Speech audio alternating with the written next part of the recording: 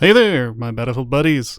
Welcome to another little news update. Today we got some good stuff going on. Basically, we got some huge server browser news. We got some news on hardcore mode and some BF6 Labs testing information as well. So if you want to just chill out, put this on in your car, listen along, keep me on the background, that's cool. If not, I got a little visual. You can read along with me. I am going to skim some of the info so that you don't have to listen the entire time and basically get it through this a little bit quicker for you. So Battlefield's Labs is returning. They took a short break during the beta, which is great. They're resuming the testing. We're going to get more access to that. If you have access previously, if you are already within Labs, you're going to still have access. As far as I know, if you signed up for Labs, you should be getting access to it now as well, but it might go out in waves still. We've gotten some conflicting info on that, so I don't want to confirm one way or the other. But the way that it was worded before the beta was, if you had signed up for Labs before the beta, you should automatically have access to it now, is what we were told repeatedly on social media. Hopefully nobody misspoke there. We'll have to see. But that's the big news for Battlefield Labs, basically. We do have some more info on how the server browser is going to work, and now this is where a lot of the chunky info is going to come down to. We do have a picture here, which I'm going to look at. It looks like the classic server browser. You've seen it in Battlefield 3, you've seen it in Battlefield 4, you've seen it in every other Battlefield that's basically ever existed except the one that shall not be named. And yeah, it looks good. Looks like you can basically make a server, make official settings. We still don't have confirmation if people will be able to hit the quick match button and be filtered into it from the all-out warfare section of the game. That is a very big point of contention, because if it doesn't, it's really going to hamper the success of both Portal and server browser in general. So we're going to have to see how that works out. We don't have any big news on that, but the signups are resuming for anyone who hasn't signed up for Battlefield Labs yet. You can click on it right here. I'll just pull it up real quick for you who's over watching. It's just ea.com/games/battlefield/battlefield-labs. There you go. If you're listening, now you got it. You just click sign up. You can sign up real easy. Super simple. So for the Portal and server browser, they just talk about how they've been talking to the community. They're looking to try to get some clarity with the UI, make sure that it's clearer to people who are new and maybe don't understand Battlefield as well, which I think is good. A big bad part of the UI in the game was the settings. There was no search option in the settings, so it was impossible to find out of the 600 settings what you're looking for, basically. It was really hard to tweak things just because you knew what you wanted to tweak, but you didn't know where in the big mess of the menus it was. Let me see what else we got. Custom search functions, open beta. So basically they're just reiterating that in the labs we're going to run into things that, aren't fully developed, partially developed, may get removed completely, that kind of stuff. Portal custom experience. So we're going to have some good presets. Portal custom community experience building will not be available during the BF Labs testing. All right, here's some of the meaty chunky stuff. Upcoming Battlefield Labs play sessions will focus primarily on hosting, where we're going to concentrate on the ease of setting up player-owned servers via predefined shortcodes. Interesting. Altering descriptions, selecting tags, and joining those experience. So that what that says to me is they're trying to make it easy to find a server within the server browser. They want people to be able to adopt into it easy. That's a good sign. They're aiming to validate the flow, which is going to ensure the scalability and accessibility. That's basically what I just said. So hosting and customizing. Players can use the experience library to find a verified conquest experience using a provided shortcode. Basically, it's a preset for what we're used to, what we know. Enter the shortcode, yada, yada, yada. Get your own server set up. People can join it, yada, yada. Great. Joining the experience, players can join via the experience library as described, or open the server browser from the UI to view all currently servers. So that's implying that they're not going to have a filter in for the quick match button. And that's a big no-no. That's a very bad decision if that's the case. But this could just be explaining what it is for labs and labs only. They may have to test these things first before rolling out additional features. So don't get worried too much, my friends. Calm.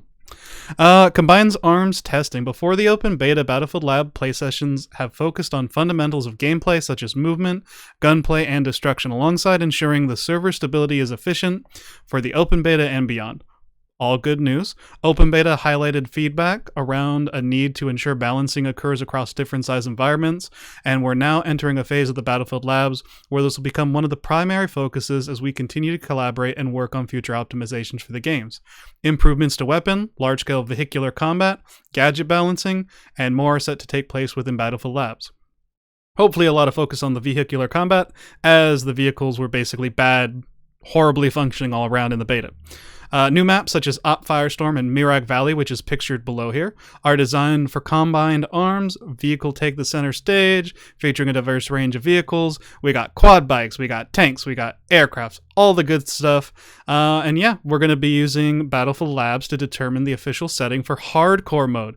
Big deal. I know it's not for everybody, but some people love hardcore mode. So this is confirming that we're going to not only get a hardcore mode, but Battlefield Labs is going to, basically everybody who's playing in Battlefield Labs is going to have a hand in helping the devs figure out what the official setting for hardcore mode should be. And that's great. And then here's a little sneak peek of the valley, it says. I'm going to bring it up large for everybody who's watching with their eyeballs. And here we see a huge map. It looks a lot like Harvest Day, if you've ever played in Bad Company 1 or 2. That was a great map, and it looks like kind of a combination between that and Caspian Border. So if you're familiar with either of those maps, it's got that kind of setup. It looks, it's got more of like kind of a pine and desolate look for anyone who's not able to see this on their screen. It might be listening in their car, but it looks great. Lots of houses, lots of trees. You can already see that this place is going to get leveled by the end of a match, but in the best way possible. It looks super fun. We got some cool burning going on back here in the background. Obviously very nice set pieces. We have a little bit of water, and I know everybody's looking for those naval assault vehicles, so maybe we get a little naval assault. That'd be nice. Let me see. Yeah, so that's basically what we're looking at in this picture. So that's great news all around. What's next for this? Battlefield Labs is going to continue to be an essential space for testing new features, balance changes as we continue the journey. Your feedback is invaluable. It really is. They really do listen. So get on there if you can. It's always great. And join the official Battlefield server. So that's basically all that we have right here. And that's great. How are we doing on time? We got about 7 minutes. So I do have some additional info that other people may or may not be showing. Let me find that. Where is it? Ah, here we go. Yeah, so another little picture here. We got a little wider picture here that I'm going to pop up. This is the same or similar for Murak Valley. It looks great, but what you see here on the bottom right corner is you see vehicles. And you see vehicles spawned onto the field. So we got an airfield. It's a short airfield. It's, maybe 100 feet of an airfield, which is really short for an airfield. But we got 2 different kinds of jets right there. Very good. Alongside it, we also have 2 separate sets of helicopters. We got an attack helicopter and what looks to be a support helicopter. We also have 4 tanks, 2 heavies and 2 IFVs or light tanks, however you want to call them. And then also right next to the spawn, we got an invincible AA gun, which is just going to be good to cut down on any spawn camping. It does look from this side of the map, like the spawns are a little lower from the rest of the map, which means we're going to have some good hill cover and defilade.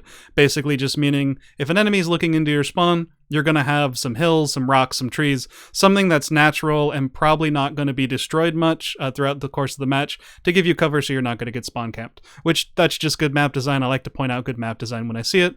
Let me see. I know we have a couple other special secret things. Oh, the biggest news. If you've waited this long, you get the biggest news. As always, wait till the best part of the video. And included with the game purchase, portal servers that we're able to make are going to be able to be persistent.